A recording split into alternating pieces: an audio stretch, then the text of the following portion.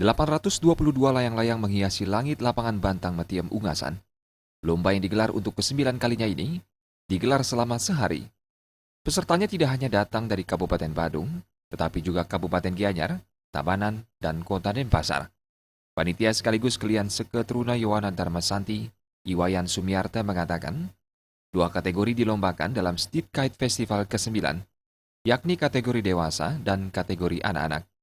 Kategori dewasa melombakan jenis layangan bebean, janggan, pecuk, dan kreasi dengan ukuran 2,5 kali 4 meter yang diikuti sebanyak 549 layang-layang. Sementara kategori anak-anak diikuti sebanyak 273 layang-layang yang khusus melombakan layang-layang jenis bebean. Ditambahkannya, lomba layang-layang ini dimaksudkan untuk melestarikan tradisi Rare Angon yang merupakan budaya Bali sejak zaman dahulu.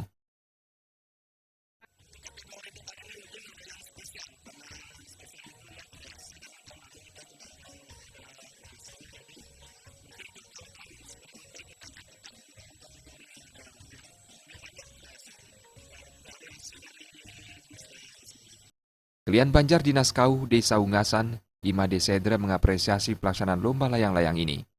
Lokasi perlombaan merupakan kawasan wisata, yakni Pantai Melasti yang sedang ditata saat ini.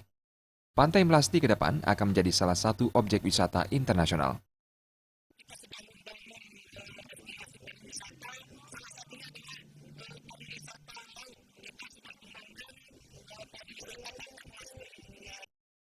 Street Kite Festival ke-9 juga dihadiri oleh anggota DPRD Badung Made Duama, anggota DPRD Provinsi Bali Wayan Diesel Astawa, dan Bendesa Ungasan. Hadir pula perwakilan Ungasan Properti yang menyerahkan dana punia untuk perlombaan ini. Jaya Kusuma dan Ngurawira, Bali TV.